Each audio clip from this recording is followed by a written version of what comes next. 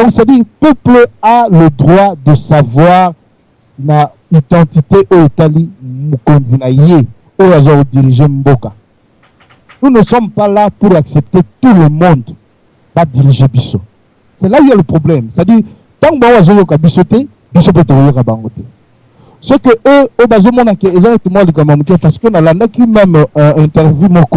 il y a le tournoi boy, ceux qui tirent beau, ceux qui nani, dans la qui il y a PPRD, c'est n'a habité comment on a congolais, il y a Mukolo boy, ils donnent pas l'importance, il y a eux, ils ont identité, il y a chef naïe, c'est-à-dire Mouto Balobiaza, président de la République, il y a Zolo Bakino, est-ce que acte de naissance wana et que ça la nini acte de naissance c'est un problème de temps en temps ça la montage ça acte de naissance c'est ça nini. Donc on pouvait aussi accepter en chinois na mutu ya mboka wana to yeba na biso te place à outil mais asala misala malamu. Mais moi je ne sais pas o to bengaka ki patriotisme ezali nini na ba makambo susu o to zomona. Donc papa na biso zamwana. Ce qui se passe au Congo aujourd'hui, c'est grave. Ce qui est grave, c'est-à-dire que parmi nous-mêmes, les Congolais, même les politiciens, même les patriotes, ils n'ont pas divergence moko ya saganate. C'est-à-dire, l'esprit est allé disposer pour la makambo ya mboka. C'est ce qui est grave.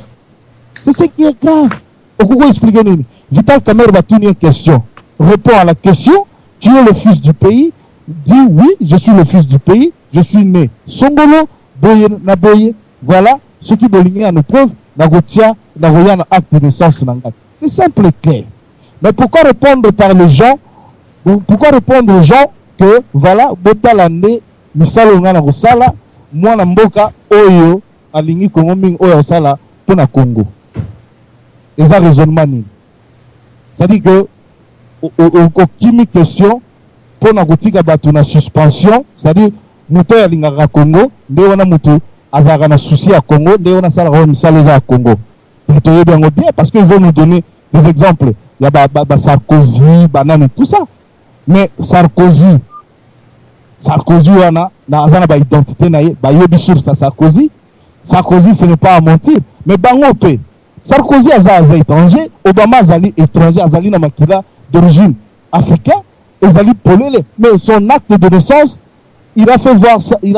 ça aux gens. Batubamoni yango, balobi yango, bayebi yango. Mais la personne a botama dans les États-Unis, a kolikuna, a mais ezali d'origine na ya koko wanga nango te. Mais pour la nuit bango bazo bomba.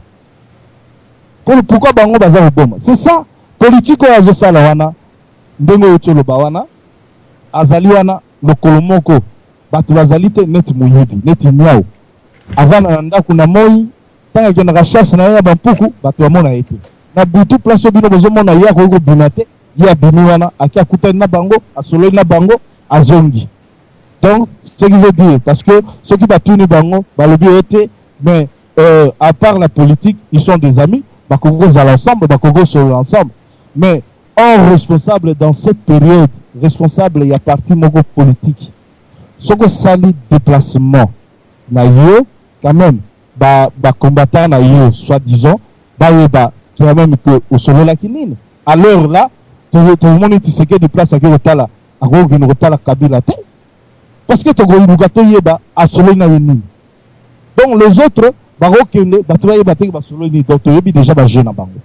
tout le monde y a que aloba qui o akena komona UDPS akena kotala akena na siège ya UDPS ezali simple visite akena siège ya UDPS n'est pas akena siège ya papa siège ya papa na biso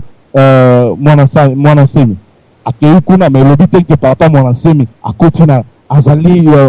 akomina ye bien papa mwana semi a s'adhérer na mouvement UMC non pas du tout de ça dit celui qui est allé voir quoi ce qui y a que au monde mutu ba ko pesa mbo ba yoke ya lobi parce qu'ils ont envie à y a une opposition, une opposition yébaï. C'est-à-dire, il y a une promenade de santé naïe, à mon parti Songolo. Donc, papa la mission zamwana,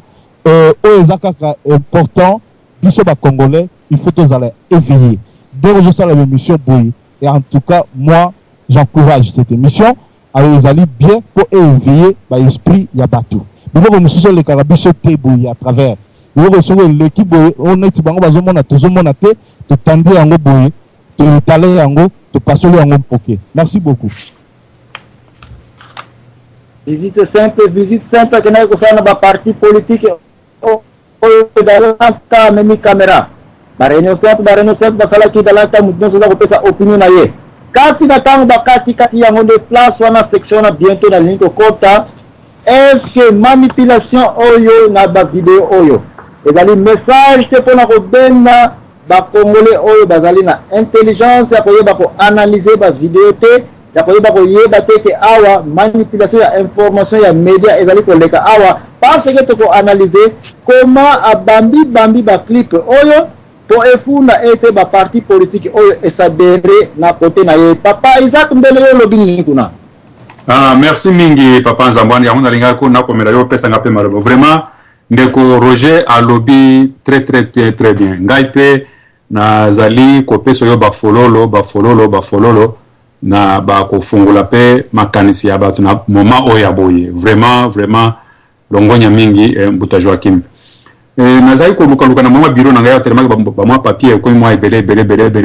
Et tout ça, il est comme on bazo bossa na moi mingi na je crois bien que na koluka peut-être mutu muso ko sali sanga pe na kati ya conférence awa bato bazo kataka na mukuse Vital Kamerhe kombo na ye ezali bongote ezali ruanya kazingi il y a des histoires pareilles comme ça na zone koluka papier sika na komaki kombo na ye mais tellement que na bureau na ngaya moi mubulo ezali na mena ko retrouver je crois bien que parmi ba conférenciers où ya ko retrouver kombo wana même ndeko nanga JP soko zolanda ngai komela nga kombo wana benga tindira pe kombo wana vraiment ndeko wana c'est un Rwandais pur et simple tout fait ce qui tozaka na makanisité bandeko combien de temps Kamerhe a commis na opposition bandeko il faut tout la bébé tout bota minilo liste ya batu yo spécial wa peut-être na landi yango pe malamu te na landi ba mususu ba soko tangi bango nyusu ba kazerara kama ndo akabanda ba idambitu bakato baza ebele mwasi ya mungulu jaka bazana parti politique ya kombo po bezo ba poste bazana batu sima na bango te mes chers frères ba kombo nyusu ya batu bo tangi ya o ya komi ba mususu pe kutu azui bango na lukuta ya ba montage ya ba photo tellement que akikuta na bango bazui c'est comme ndeko na ngai il faut na tanga kombo na ya c'est comme ndeko na ngai Ben Kalala aza candidat à la présidence Ben Kalala kena Kinshasa kuna a se faufiler a keko vanda na meeting ya yo isalama kana na ya IDPS na 20 mai avandi penza liboso wana atie pancarte ya parti na ye atie kuna tellement que bakangi photo stade ya kotonda abalusi yango ayo koma que voilà campagne na kende kusala kuna sima batu nazana bango sima na ngai voilà biloko neti anding wana nde ba montage wana uzoka ba kombo mais nazana bango kutu ko banga eloko moko te parce que sima ya batu wana banda parti nini ya batu nyonso yezala ya mungulu jake yezala ya Gerard Kamande yezala idambite bakato yezala mulangala wakabwanga tout ça so mona bango baleki na stade ou bien basali mwa meeting moko populaire quelque part bazana batu te bazana sala mascarade na bango onyati penza ezali fruit ya 50% ya kengo wa dondo nde mto za simona lui petit na so tindi yo tende boye kana kusoutenir yo batwana est-ce que baza sûr c'est là où biso tellement que biso diaspora bazo ba pesi biso ba loba teto loba tozana droit à vote c'est 5 ans combre ba oui ba kozana na Kinshasa to réveiller bango et na lire batu ba kokende na ba élection soko batwana ba poser ba candidature na bango bazwa ici quand même il y a deux voix te pour ba ko monter plan na bango ba kozana place pour faire monter plan na bango te voilà ici que to ko réveiller bande ko na biso za kuna to yebisa bango que lire batwana ba ko poser ba candidature na bango bo voter bango nanu te po ba ko soki baza voter te plan na bango na ekozala exécuté te mutu Kamerhe na kela zo na Kivu tout ça le Kivu n'est pas seulement pour lui seul to yebi calcul na ye alingi poste na ye wana ya président ya parlement alingi yango mingi c'est ici zo sala makelo wana de façon claire ba ko kende na suku wana a céder azi ba voix na ye wana azongi si pas ya 50% na ye lususu Kabila nde basala gouvernement na bango bakonza ndenge bazolinga ko konza pona nini kala nyonso wana makambo ndenge bandaki to bandi ba makambo ya ba election ekusala maboy ekusala ba decision na ba makambo susi ya kusala ba coalition tu ezalaki te kaka na mokolo ya suka ba bandi biloko na bango esala maka na periode ya Sun City lelo pauvre Kamitatu Masamba babimisaka biloko na bango na ba martyr ya indépendance boba kase babimisi Zaire ngoma avandi nano le royo abandi nano ba coalition te akoyo ko bimepe na periode na ye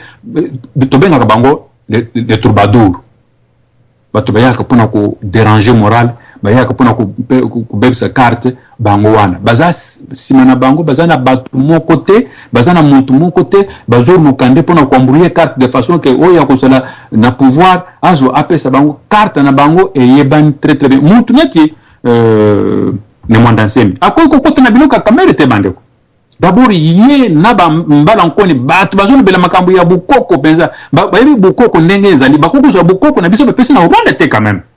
et de ce côté là naza muntu ya nane ya ne mwandansemi te mais tolongola ye akoki jamais ko sala pacte na Vital Kamerhe pour ayebi ndenge nini l'air ba intervention les ko intervenir na kati ya parlement ndenge Vital Kamerhe zo ko munyon comment c'est pas si pour cette information te ayebi yango très bien Vital Kamerhe monto asali que jusqu'à présent là mon mandancé une partie na ye ils allaient exclure ils allaient être parti politique de façon que assez présenter te pour simana ya zana masse ayebi yango très bien akoki ko signer pacte na monto wana te vraiment na ko monopoliser parole te mais batwana bazo kapso baner mais tu yebi déjà que ce sont les troubadours simana bango bazana batute merci pour le courage ya ko nyantaka ko ba vérité boye vérité oyo yo kana tena Kinshasa pour batu bayeba yango merci na zongsa na maloba akonte na contexte na ebite mama igete soko siliko zonga soko zana moya ko bakisa wana likolo mama igete siliko za micro na yo parce que zali connecté na ligne awa soko zali connecté question na ko poser sur base ya manipulation ya ba vidéo ba clip o na moni ba siliko bamba